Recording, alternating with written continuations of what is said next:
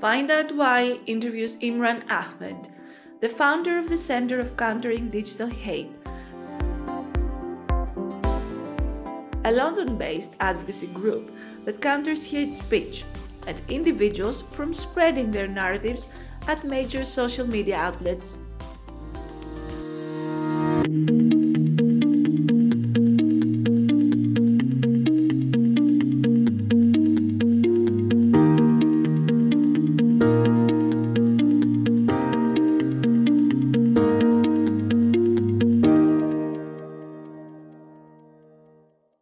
We started the interview by asking Imran Ahmed to introduce the Center of Countering Digital Hate to our audience.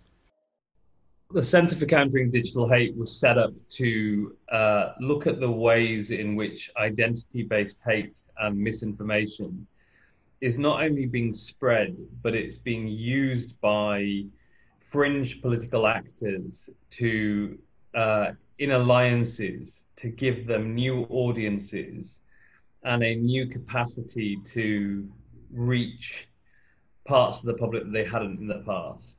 And we look at the constellation of beliefs that comprises the radical worldview, whether that's identity-based hate, it's science misinformation, climate denial, vaccine denial. We try and understand what are the common themes of faux populism, anti-expert sentiment, and conspiracism, and how can we counter their ability to use digital platforms to spread their beliefs. So, I mean, we are really a reaction to the fact that those forces worked out how to use digital spaces faster and more effectively than anyone else. And certainly much faster than conventional pro-social forces.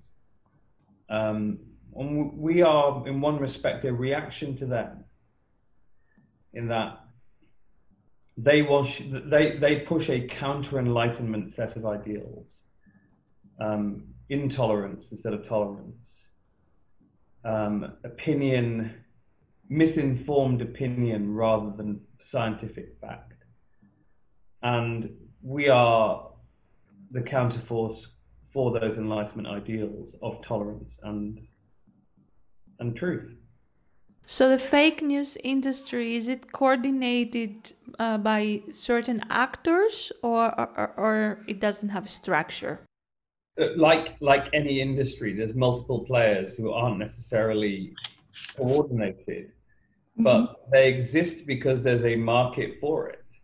And there are the tools available to allow them to satisfy that market. And what they've done is they've colonized the spaces in which there is uncertainty, or in which there are tensions between modernity and our basic psychological impulses. So fear, greed, those basic emotional states.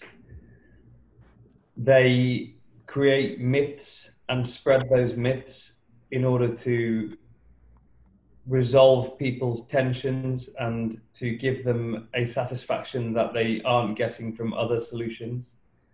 But they do so with a very cynical end in mind. And there is certainly an industry there, that there is a strong economic impulse underlying a lot of the activity, in that, first of all, a large number of the players are in fact getting very wealthy off it. Whether that's the hate actors and misinformation agents themselves, or the social media companies, which are key allies to them. How social media companies are allies to them? How do they contribute? So in their own internal, if it's just social media companies, their own internal assessments of the impact that they have on societies, that they increase divisiveness. They do that because the underlying logic to their algorithms are based on their business models, and their business models are simple. These are advertising. These are companies that provide space in which to advertise to people, and that game is about eyeballs and how many eyeballs you can get on your site. And so they seek to keep you on their site for as long as possible in order to serve up ads to you. And they do that by providing content that's engaging rather than anything else. So they will promote division and controversy over fact. They will promote misinformation, which is more exciting to engage with.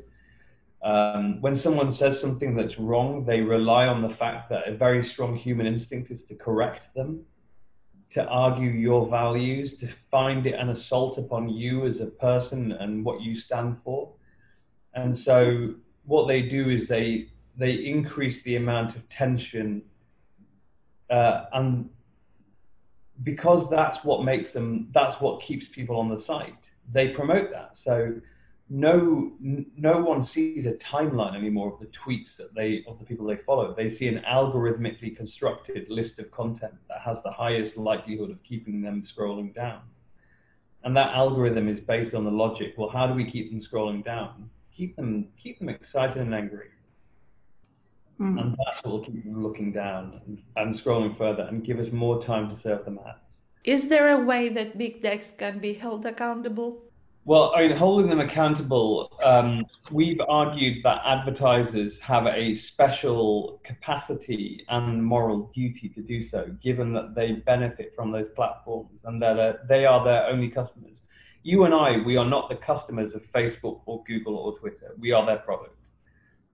We give them our data. We tell them our feelings, our thoughts, our sentiments, and that information is packaged up and sold as psychographic archetypes to advertisers who then target us based on whether or not what we have told them marries up with their profile of who buys their products.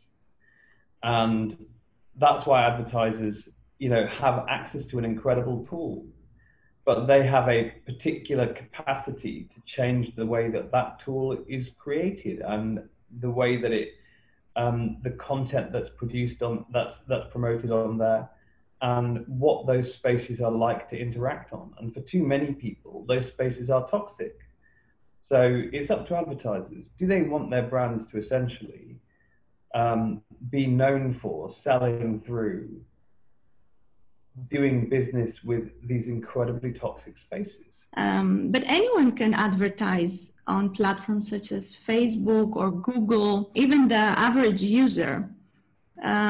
Should they also engage in advertising in big techs, or they also have a responsibility? Well, I think so. Ethical advertising is initially the first wave of that as an idea came from the corporate and social responsibility wave in the 90s and noughties, which it petered out because it was incapable of driving through from the logic of why it's a good thing to do to why it's good for business as well. And advertisers need to understand that they will increasingly be held responsible by consumers if they advertise on those platforms, and that there is actually a brand advantage in advertising in an ethical way. So Facebook and Twitter don't care what you and I think, because their business is not, they are business to business operators, but business to consumer brands need to think much more carefully about whether or not they want to be associated with platforms like Facebook. And there will be greater transparency and awareness that those brands that do business on Facebook, that fund these platforms, are in fact funding the spread of hate and misinformation in our society. So our hope is that we create a revolution so that the business to consumer businesses understand that it's no longer an ethical thing to do, and in fact, it's a brand damaging thing to do business with these platforms. We are witnessing the move of high-profile politicians and government representatives to big tech companies. What does that mean for the future relationship between big techs and governments? Can one say that big techs can do politics now, or should they be considered as political actors at all? They're private companies that operate for the extraction of wealth. And there have been big corporations which have massive consequences on the rest of society that we as society have regulated before. This is not a difficult thing to do.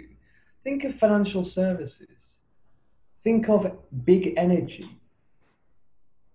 We managed to so big energy, you think about the Rockefeller Empire, you think about, you know, the massive Shell, which is a Dutch Anglo company. You think about Chevron, etc., etc. We managed to regulate them so that the negative externalities of their industry, climate change in particular, but also the destabilization of our geopolitics, was managed. And we did the same with the financial services industry, with the, you know, both after the Great Depression and then after the dot-com crisis. Like, there are industries comprising actors which are absolutely enormous, and we get very excited about saying things like they have this, you know, their total value is the same as the GDP of a country. Well, it's kind of not a fair, it's not a sensible comparison. I mean, that's the total wealth held in their equity versus the annual product created. I mean, it's comparing to, just because they're numbers doesn't mean they're comparable numbers or that it's sensible to compare them. These are players within our economy. Our economy is part of our society. Our society is run by government. We have the right and the ability to constrain them. That's just the way regulation works. And society has the right to shape economic productivity towards goals that are good for our society in generating wealth and generating ideas and technical capacity and jobs is amazing. It's really important. At the same time, when without regulation, there is no incentive to stop the negative effects, they won't change. So just create those incentives. And look, here's the most important, for me, the most important piece of research that we did recently was the polling around coronavirus vaccines. When we asked the public in the UK and the US what they wanted to happen to social media companies that failed to take down misinformation about vaccines, a majority of people in every demographic, in every psychographic, of every political leaning, in both the US, which has got the First Amendment and Section 230, and the UK, in both countries, a majority said yes to boycotts by other companies, yes to fines by the state, and yes to, we were surprised by this, criminal charges against executives who failed to exert a statutory duty of care. The public have already come to a conclusion. The public are much more capable of balancing, you know, these important fundamental rights of harm minimization and freedom of speech. And they say, well, the freedom of speech is not the freedom of reach. People should not have the right to pump their misinformation into millions of households if that causes immense harm. And coronavirus has really focused minds, because if you don't constrain that misinformation, lots and lots and lots of people will die and our societies will never recover. So we have a question to be answered now. Do we want to let Facebook decide that we never go back to normal? Because that's what's happening right now. How the average social media user can protect themselves from sophisticated disinformation campaigns? There's a strong correlation between getting your news from social media and being vaccine hesitant, for example. Social media is not a good place to find information. There are tools that we can use as well to try and block those people who want to spread misinformation to us. So there are organized people who are trying to spread misinformation, and often there are willing dupes who are amplifying that misinformation. Their information is designed to be engaging, so why expose yourself to people who are essentially trying to play you? I mean, we've actually found far-right neo-Nazi playbooks in which they explain how they operate, which is that they say something controversial, wait for other people to engage, and that then amplifies their narrative into millions of timelines. It's really simple, and we keep falling for it day after day after day. The best thing that we can do is ignore stuff on social media that is not from a credible authority, to block people that are persistently spreading it, or spreading known misinformation, and then take a time out, because actually social media can really, really mess with your head.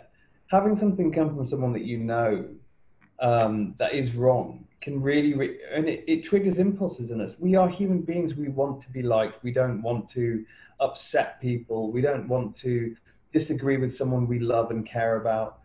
It's really difficult to argue with a relative, for example, who is misinformed, because you don't really want to get into it. So don't expose yourself to it. It's really unhealthy for you, for them, and for society. What about deplatforming? Deplatforming works. It's just that simple. If you reduce their audience, they're incapable of spreading it to as many people. And this idea that their audiences go and follow them to another place, it just isn't empirically true. It is not true at all.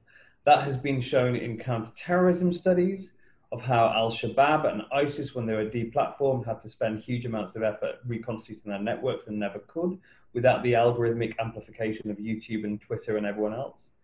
And it's something that we study in detail. So we watch the people that we have deplatformed and we see what's happened to them. And they are rendered tiny nubs after deplatforming. Why? Because no one's really interested in what they have to say if they haven't got an algorithm literally giving them the advantage. That's the thing. There never was a level playing field. That whole idea of free speech was a lie on these platforms. The other side is given an amplification because they produce content which is deliberately designed to get us engaging with it. And misinformation, if the NHS says, don't, please wear a mask, no one goes and writes back to them saying, oh yeah, thanks so much, NHS, or retweets it or likes it, because it's the NHS who, of course they're going to say that.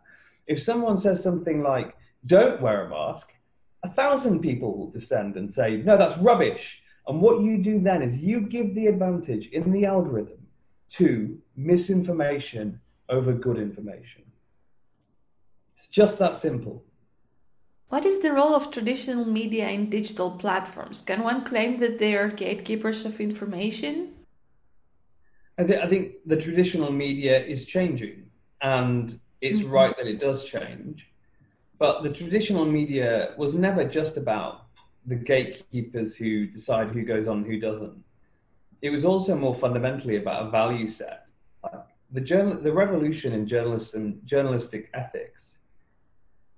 And when the printing press started, when the first newspapers came out, they were just as bad as the social media platforms are now. You think of the yellow press, you think of the yellow press based themselves on salacious gossip, on outright lies, in which they tried to shape the media and they tried to shape the information environment. And that had to be revolutionized through a whole of society approach, new economies, new laws which made it more difficult for them to lie about people, an ethical change within the companies themselves, and an understanding in society that there were different qualities of news, that there were quality news providers and bad news providers. And that will take time, but that will happen. Like the social media companies, what they have created now, even their own internal pressures, and we should be very clear that people that work for these companies now are working for unethical companies. They might have great cafes internally, and they might have great spaces in which to hang out. And I've been to their offices, and they're gorgeous. But they work for unethical companies. And those companies that profit from hate and misinformation, they will eventually fall by the wayside, because I do believe that there are enough, that most of us are good people. And eventually that business model based on sin will end. Organizations, civil society, politics, and individuals, we all share the same responsibility? It's going to require a whole of society response. But our society our societies have risen to those challenges before. These are not insuperable, nor are they entirely novel. They are challenges nonetheless. And when there is a challenge, we need to stand up to it. But I think that we're starting to see that, which is exciting. And, you know, we are only 10 years into this revolution, this digital revolution. If we think now that these social mores and values and changes that are happening in our society seem huge, they are only a few years worth of work.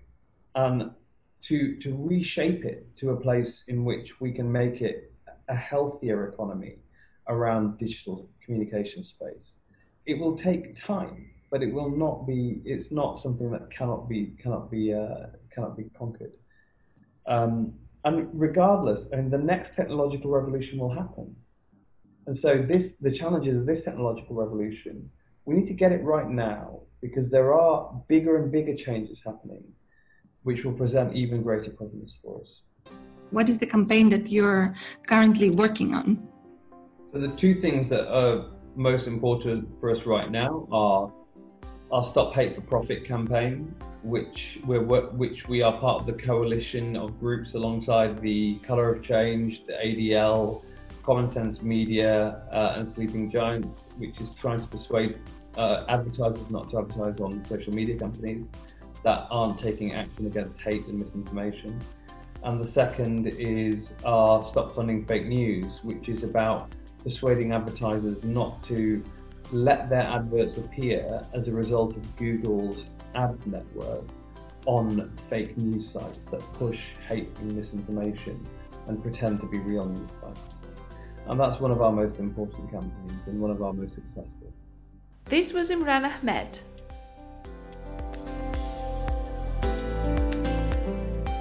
And I'm Elena Giolla for Find Out Why.